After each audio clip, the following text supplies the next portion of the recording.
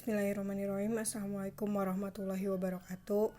Untuk kelas 12 SMA atau IPS, untuk bagian kedua dari teks cerita sejarah itu kali ini akan dibahas tentang unsur kebahasaan serta mengulas sedikit bagian pertama dari teks cerita sejarah. Bagian pertama ini sebenarnya kelihatan kalau kalian lihat di YouTube video bagian pertama tuh ada, itu kita bahas atau Ibu bahas atau Miss Nurul bahas itu tentang pengertian, ciri-ciri, tujuan, dan struktur dari teks cerita sejarah. Pengertian teks cerita sejarah itu adalah teks yang berisikan tentang peristiwa di masa lampau yang diceritakan secara kronologis atau urut, ya kan, untuk menemukan sebab akibat dari sesuatu itu terjadi. Terus tujuannya apa? Tujuannya adalah mempunyai informasi cerita tentang masa lampau atau pengetahuan masa lampau. Terus mengetahui kita sebagai pembaca mengetahui asal muasal suatu peristiwa itu terjadi, atau tempat itu terjadi, atau orang itu dilahirkan seperti apa asalnya. Terus ciri-cirinya itu pastinya mengungkapkan fakta karena di masa lampau sudah terjadi gitu kan. Terus bersifat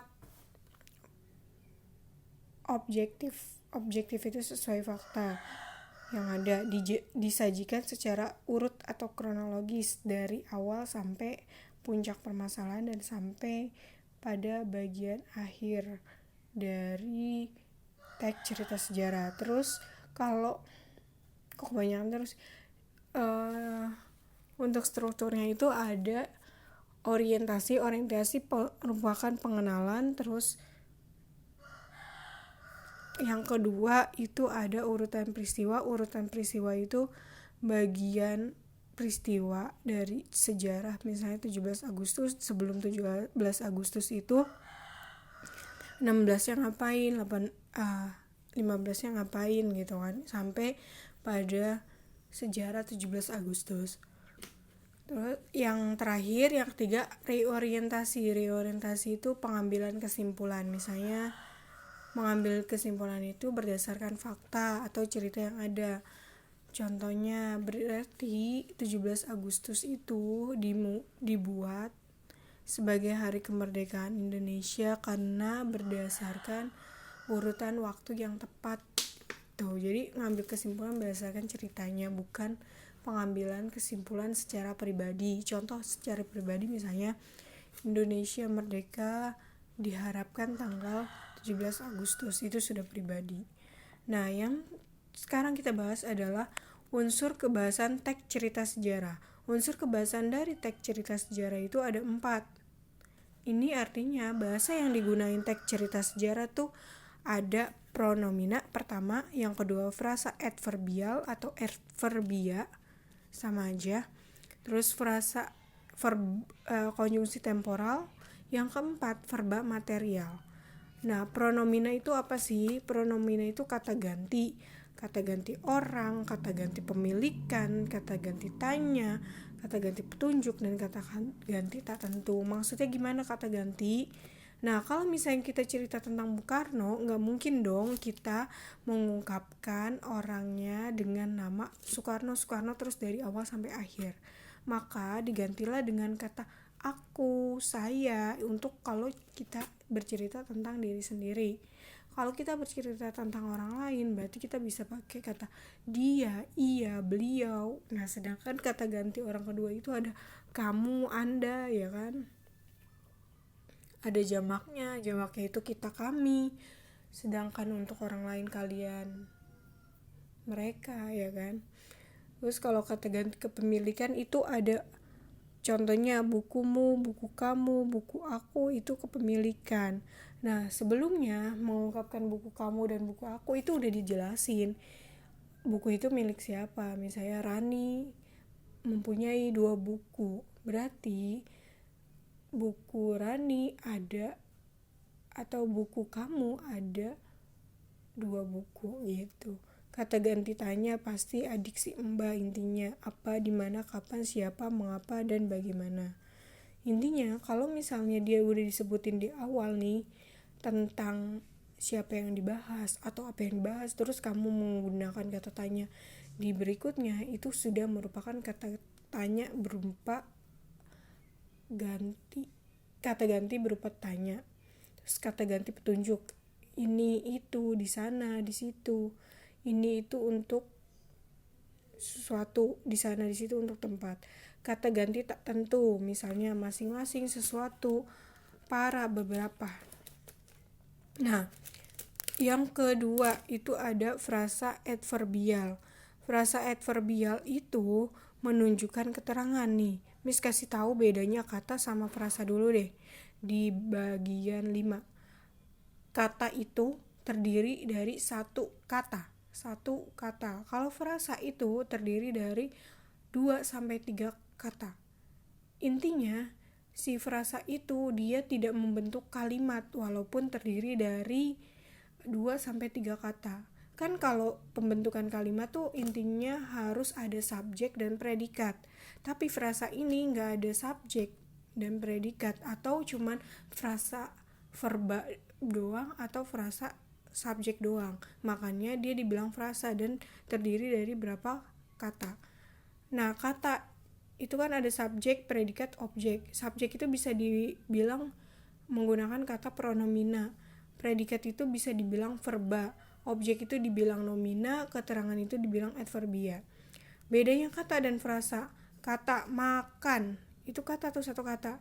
Tapi kalau frasa verba, karena ini kata kerja, berarti sedang makan. Ya kan? Makan, memakan. Nah, itu udah frasa verba.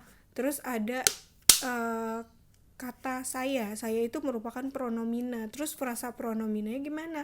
Saya Rina Damayanti, atau itu Rina, boleh.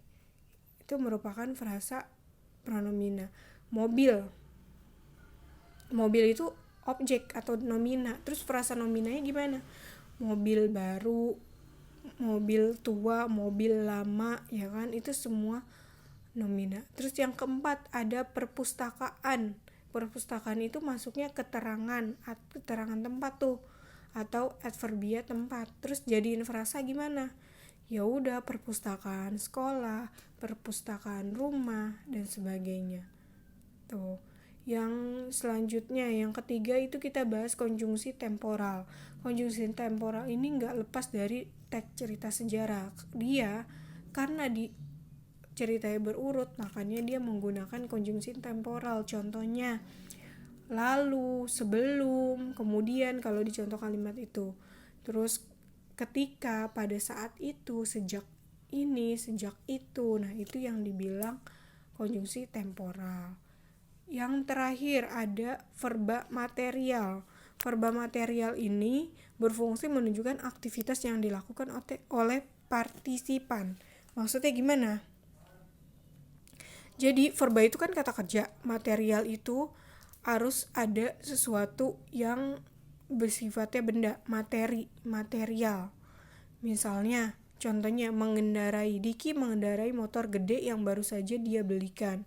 Nah, verba materialnya di mana mengendarai? Karena di situ satu ada partisipan. Partisipannya siapa? Diki. Terus motornya itu materialnya. Jadi verba ini disebut adalah verba material karena ada partisipan yang disebut Diki dan motor sebagai materialnya. Sama kayak ayah menebang pohon, Muhammad Ali memukul lawannya, itu sama. Terus di teks cerita sejarah, karena cerita pasti ada unsur intrinsik dan ekstrinsik. Unsur intrinsik yang ada di teks cerita sejarah, mau cerita apapun sama aja. Ada tema, tokoh dan penokohan, sudut pandang, terus amanat, latar, setting, dan sebagainya. Itu udah Miss berkali-kali jelasin kan, tema itu apa, inti cerita, tokoh dan penokohan itu apa, siapa orangnya dan wataknya seperti apa. Sudut pandang dia bercerita diri sendiri itu pakai aku, bercerita orang lain itu pakai dia. Terus ada amanat itu pesan yang ingin disampaikan. Latar itu waktu tempatnya di mana. Plot itu alur itu alur maju atau alur mundur. Kalau alur sejarah berarti alur mundur yang menceritakan tentang masa lalu gitu. Kalau unsur ekstrinsik di teks cerita sejarah biasanya soalnya membahas tentang nilai budaya, nilai moral, nilai agama, nilai sosial, estetik atau estetis, ya kan. Selain unsur ekstrinsiknya itu ada latar belakang pengarang dan latar belakang masyarakat sosial. Latar belakang pengarang itu meliputi biografi pengarang. Misalnya pengarang seorang dokter, dia menceritakan kehidupan dokter sebelum saat ini. Nah, dia ceritakan itu berarti dia sedang memasukkan unsur kepengarangan. Sedangkan latar belakang masyarakat sosial, nah masuknya ini nilai budaya, moral, agama, sosial, estetis. Misalnya di cerita itu ada nilai budayanya, suruh cari nilai budaya. Berarti carilah kata-kata yang atau lihat konteks sekitar bahwa itu sesuatu yang dilakukan sering atau terus-menerus dari generasi ke generasi atau kebiasaan. Nilai moral berarti berhubungan dengan sikapnya tokoh, sikapnya pelaku, baik sikap buruk atau baik. Terus nilai agama berarti berhubungan dengan kita sebagai tokoh dan kepada Tuhan seperti apa. Terus nilai sosial itu, kalau nilai sosial bedanya sama nilai moral. Kalau nilai sosial tuh ada interaksi antar sesama manusia, sedangkan nilai moral itu tidak ada interaksi. Contohnya gini, Soekarno sering membagikan makanan gratis kepada fakir miskin. Nah itu nilai apa? Nilai sosial, karena ada interaksi di situ. Tapi kalau misalnya Soekarno diungkapkan di situ, Soekarno sering menulis puisi-puisinya sampai diterbitkan di majalah saat itu yang dimiliki Jepang. Nah berarti Soekarno memiliki sifat yang rajin, suka menulis. Nah itu merupakan nilai moral. Nilai estetis itu keindahan. Contohnya misalnya kalau sekarang nih lihat barang-barang yang indah, bagus, nah itu estetis. Nilainya apa? Menggunakan nilai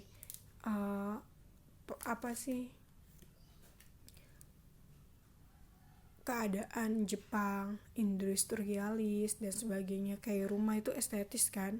Biasanya kalau nilai estetis ini sifatnya ke benda, cerita tentang benda, teks cerita sejarahnya, mau tempat atau benda. Kayak misalnya Borobudur nih, nilai estetisnya apa? Ada ukirannya dan sebagainya gitu. Untuk materi teks cerita sejarah bagian 2 cukup sampai di nilai unsur intrinsik. Semoga kalian bisa memahami dengan baik, dan kalau misalnya pun belum bisa memahami dengan baik atau masih ada pertanyaan, mohon infokan melalui WhatsApp atau bertanya lewat WhatsApp, boleh kapan aja. Terima kasih. Wassalamualaikum warahmatullahi wabarakatuh.